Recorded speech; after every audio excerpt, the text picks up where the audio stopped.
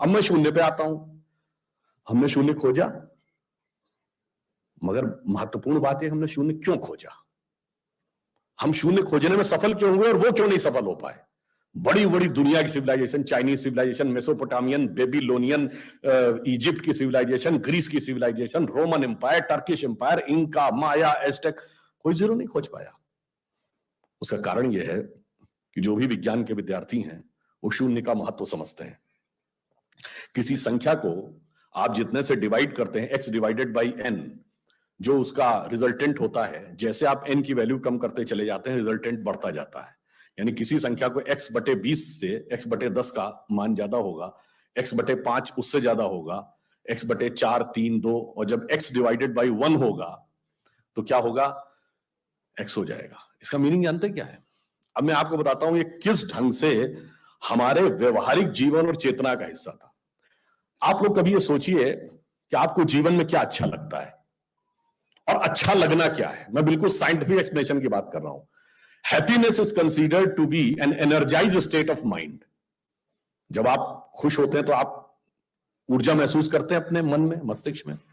अब आपने माना मुझे अमुक गाड़ी से घूमना अच्छा लगता है, अमुक कपड़ा पहनना अच्छा लगता है, अमुक चीज खाना अच्छा लगता है, फला मोबाइल मिल जाए अच्छा, फला जगह घूमने को मिल जाए, से 20 थिंग्स। तो your energised state of mind is associated with 20 things. वो इंटेंगल्ड हो गई है 20 जगह। अब आप अपने मन में सुख के लिए उन 20 वस्तुओं पे आश्रित हैं, तो x डिवाइडेड बाई 20 है। अब मान लीजिए आपने आत्म संयम किया और 5 चीजों से अपना मन हटा लिया, तो x डिवाइडेड बाई 15 हो गया, नेट रिजल्टेंट बढ़ गया। क्यों?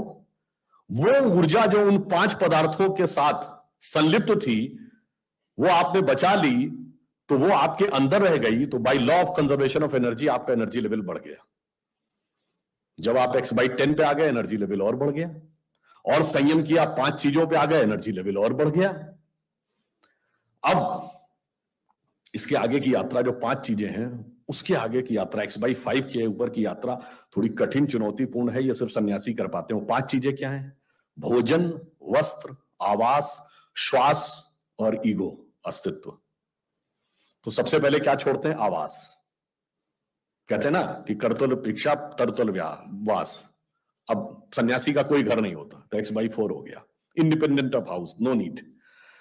फिर क्या आता है? वस्त्र छोड़ते हैं, नागा साधु या दिगंबर जैन। अब चेतना उस अवस्था तक पहुंच गई जहां दिशा ही आपको अपना वस्त्र नजर आने लगती है, x बाई 3 हो गया। अब भोजन, अब कॉन्शियसनेस उस लेवल पे पहुंचती है जहां पर उसको ऊर्जा लेने के लिए पदार्थ की जरूरत नहीं है, वो सीधे कॉस्मिक एंगल से एनर्जी ले सकती है। जैसे आपने सुना होगा बहुत से ऐसे महात्मा होते हैं महीनों महीनों तक नहीं खाते हैं। वो एक स्टेज आती है जब आप उस अवस्था में पहुंच जाते हैं कि आप सीधे कॉस्मिक एनर्जी को ग्रहण करने की स्थिति में आ जाते हैं, आपको मटेरियल एनर्जी की जरूरत नहीं। तो x बाई 2 हो गया। अब है श्वास एंड योर एग्जिस्टेंस। जब तक मेरी सांस चल रही है तब तक मैं हूं, पर जिस क्षण आप श्वास को भी नियंत्रण करने की क्षमता प्राप्त कर लेते हैं, your consciousness become independent of your breathing. मैं चाहूंगा तो मेरी सांस चलेगी, जब नहीं चाहूंगा तो सांस नहीं चलेगी, फिर चाहूंगा तो सांस चलने लगेगी। यह अवस्था होती है समाधि की अवस्था।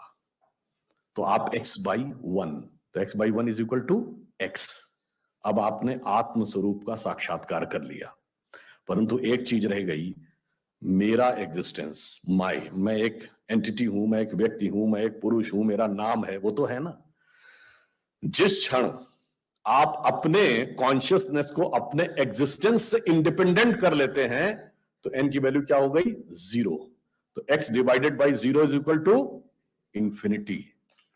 तो अनंत की यात्रा शून्य से होकर जाती है, और हम अनंत खोज रहे थे, इसलिए हम शून्य को खोजने में सफल हुए। यह मूल कारण है कि हम भारतीय शून्य को क्यों खोज पाए।